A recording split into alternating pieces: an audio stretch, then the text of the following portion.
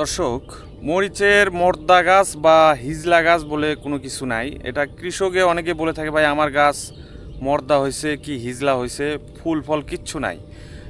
এই গাছটি দেখতে কেমন এবং এটা আমাদের করণীয় কি সেটা একটু আপনাদেরকে দেখাবো। একটু ধৈর্য ধরে শেষ পর্যন্ত দেখুন। এই যে আমার সামনে যে গাছটি দেখতে পাচ্ছেন, এটাই মূলত অনেকেই বলে যে ভাই গাছটা হচ্ছে হিজলা অথবা মর্দা গাছ। কিন্তু এই গাছ থেকেও আমাদের ফলন পাওয়া সম্ভব কিভাবে? যখন এ ধরনের গাছ আমরা জমিতে দেখতে পারবো, এটা আমরা তুলে ফেলবো না। এটা কি করব, আমরা এই যে গোড়ার থেকে এই ডালগুলো কেটে দিব। ঠিক আছে, এই ডালগুলো আমরা কেটে দিব এবং এই যে বড় বড় যে পাতাগুলো রয়েছে, এই পাতাগুলো আমরা কিন্তু এখান থেকে ছেটে একদম গাছটা যে বড় বড় যত পাতা রয়েছে সবগুলো কিন্তু আমরা এখান থেকে ছেটে দিব এবং গাছটা ন্যাড়া করে দেব। সোজা কথা, শুধুমাত্র উপরের দিকে কিছু পাতা রাখবো। উপর দিকে পাতা রাখার পরে আমরা সবগুলো পাতা একদম বুটে ন্যাড়া করে দেবো গাছটা।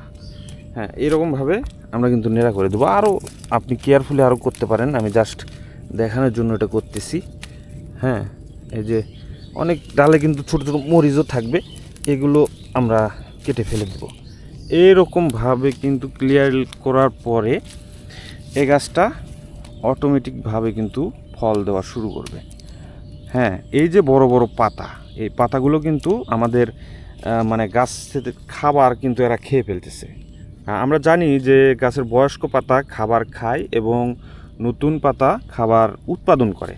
তো এই কথার ভিত্তিতে আমরা কিন্তু এই যে বড় বড় পাতাগুলো এরা কিন্তু বসে বসে শুধু খাবার খাচ্ছিল, এগুলোকে আমরা এখান থেকে কেটে জাস্ট এই গাছটা নেড়া করে দেবো। নেড়ে করে দেওয়ার পরে এই গাছটা কিন্তু একদম হালকা পাতলা হয়ে গেল। এখন আপনার এই মাথা থেকে কিন্তু নতুন নতুন কুশি বের হবে এবং এই যে ফুল বের হবে। ফুল বের হওয়ার পরে কিন্তু ফল সেটিং হয়ে যাবে। এই যে এটাতে কিন্তু দু একটা ফল থাকেও, একবারে যে ফল দেয় না তা না, কিন্তু এই গাছটা আরও বৃদ্ধি করার জন্য আমরা এই নিচের এইগুলো কিন্তু কেটে দিতে পারি।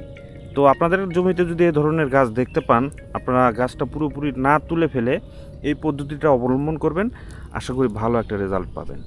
ধন্যবাদ। আসসালামু আলাইকুম।